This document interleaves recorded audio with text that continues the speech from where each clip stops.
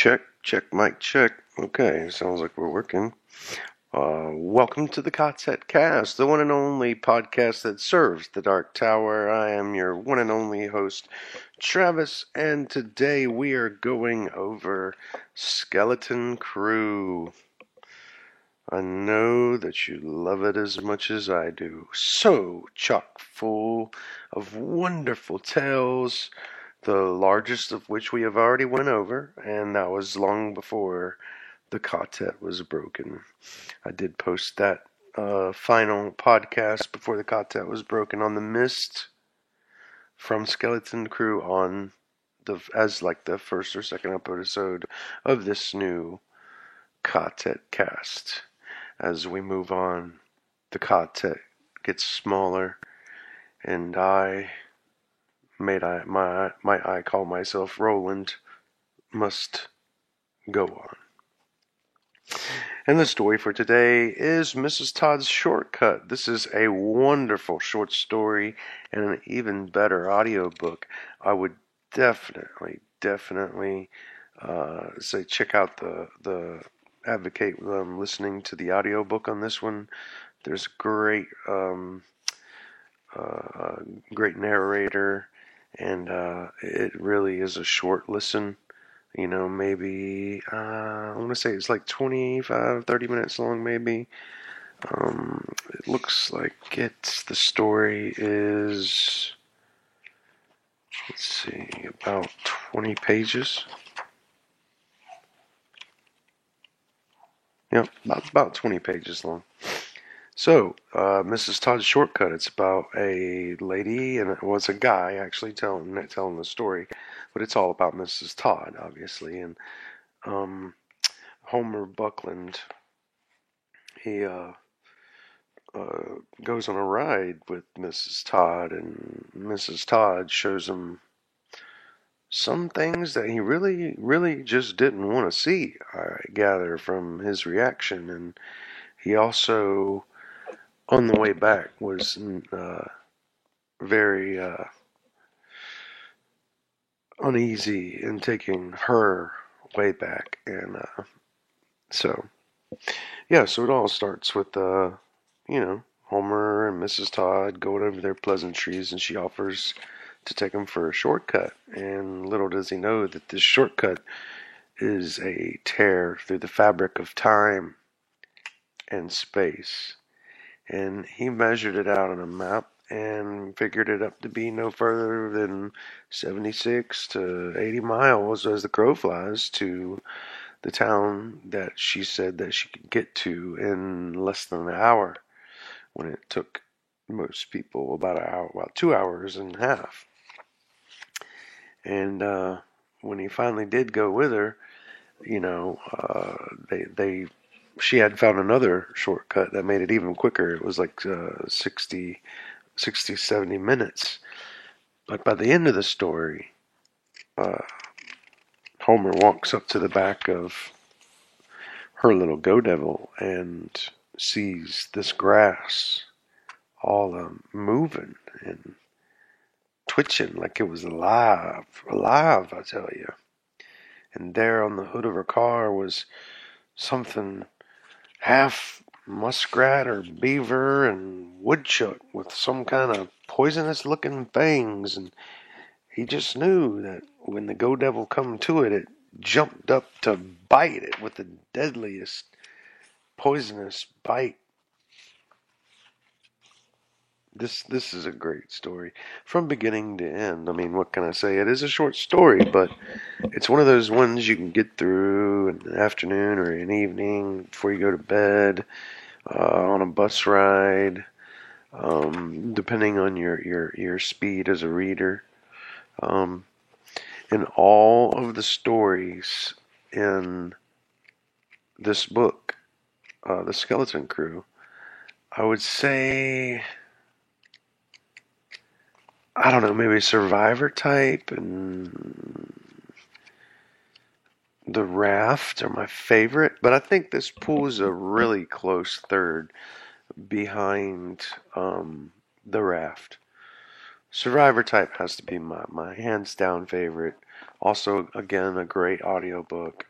And The Raft, simply because of when I was a child and I watched the either what is it, Tales from the Crypt or Creep Show episode that it came on, and the visualization of that story, and then me reading it years later as an adult, it has just stuck with me. It's like nightmares in my dreams. Every time when we were a child, we'd go down to the local lake, I would think about that black goo rising up through the raft and just like acid just eating away your muscles. Anyway, we're getting off topic here. We will get to the raft in a further episode. This is about Mrs. Todd's Shortcut. Although it is not as scary to me as the raft, it did not have a childhood impact. It is nonetheless a great Stephen King tale and a great example of how short stories are done. You know, you keep the reader guessing.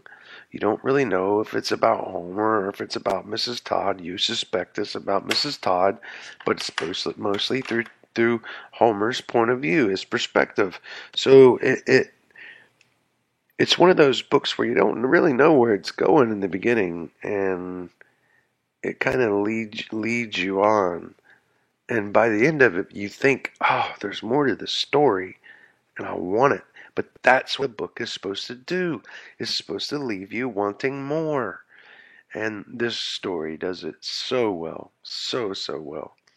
Because at the end of the story, Mrs. Todd's disappeared. The little go devil is gone, never to be seen again.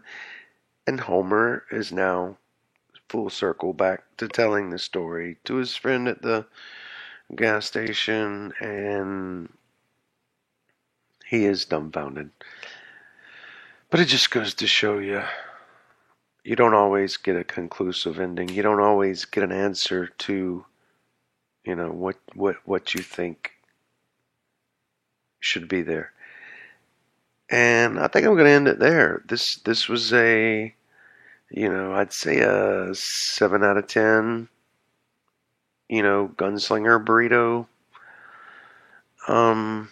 You know, it didn't really have any connection to any other stories. It wasn't one of his greatest short stories, but it is one of the best in the Skeleton Crew, like, you know, compilation, compendium, short story book, which, if I'm not mistaken, this was one of the earliest.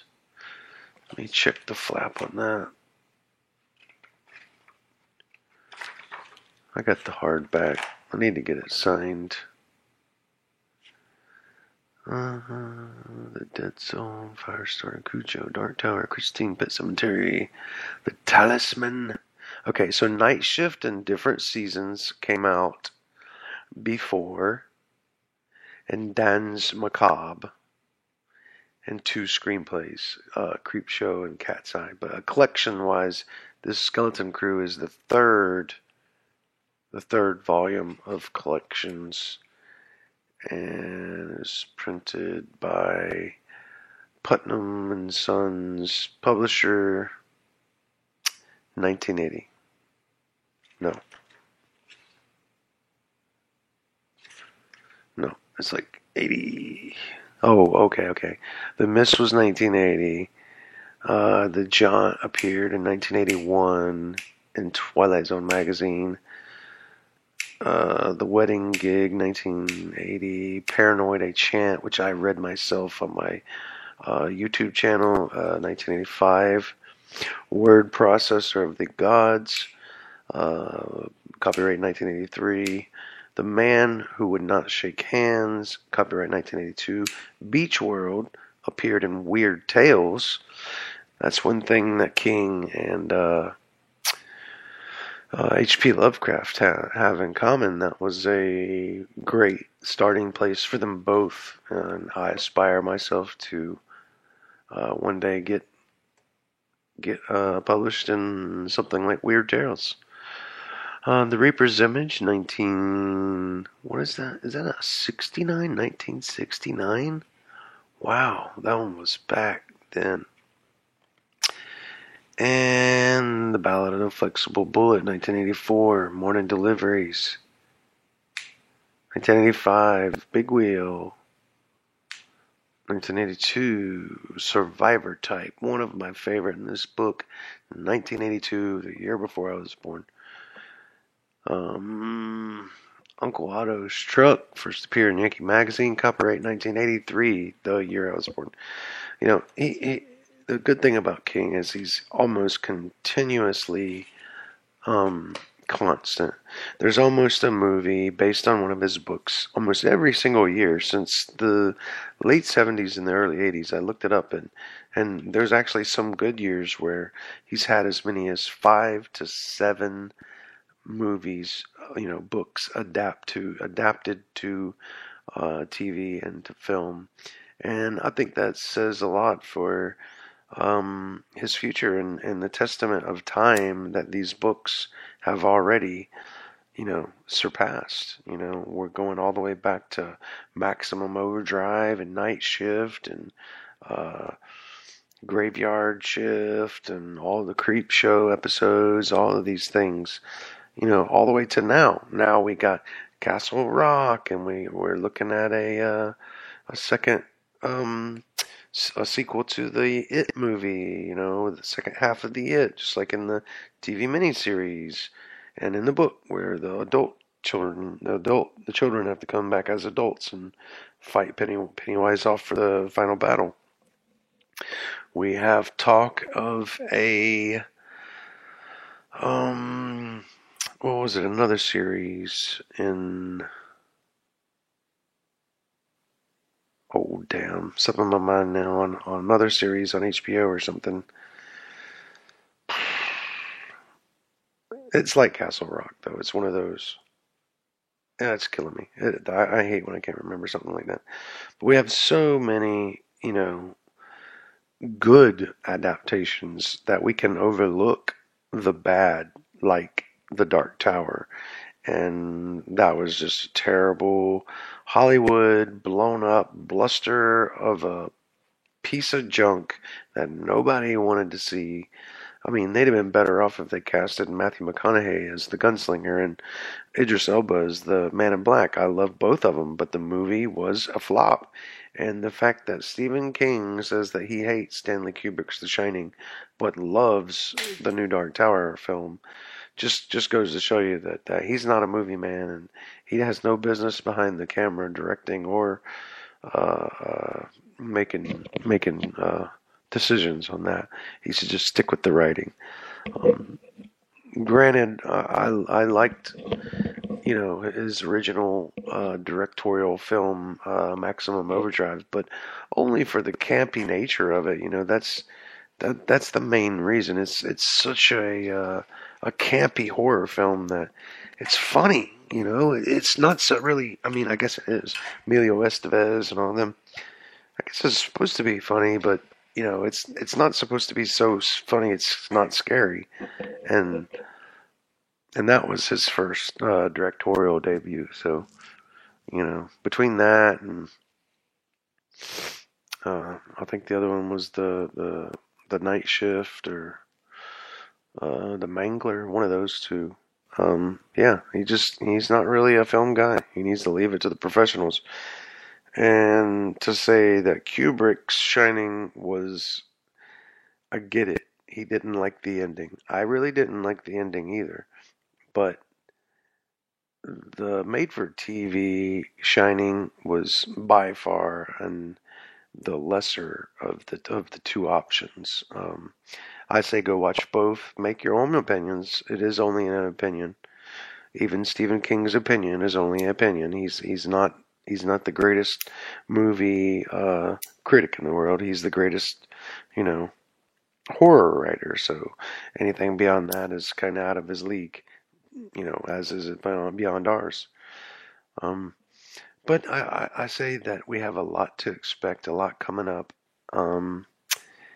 And a lot going to be happening on the show. We're going to continue on with this free flowing format. We're going to be moving on to let's go ahead and go with another of the good ones. Let's go. What did we talk about earlier? Let's do either the Jaunt or what do you think about Grandma? Grandma is a good one. Little Lone Story, Ballad of the Flexible Bullet. Oh, it's hard for me not to just go straight to the back. What's the one? The Beach World. Yeah, it's hard for me not to just head straight for the good ones. Let's see. Let's pick a book for next week.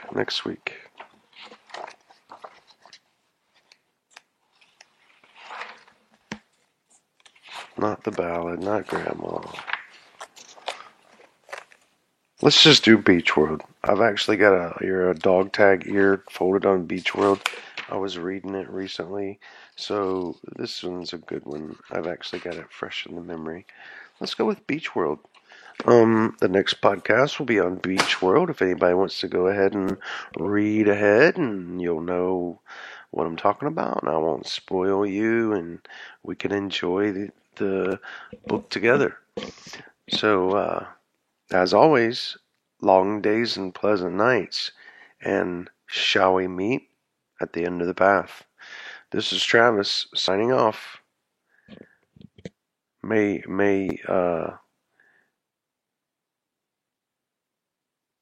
What was I going to say? May you find yourself clothed and fed as you travel down the path.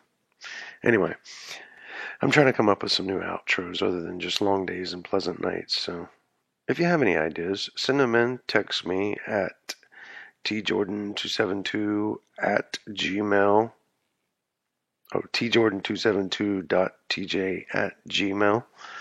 Or hit me up at Weeding Aloud on YouTube.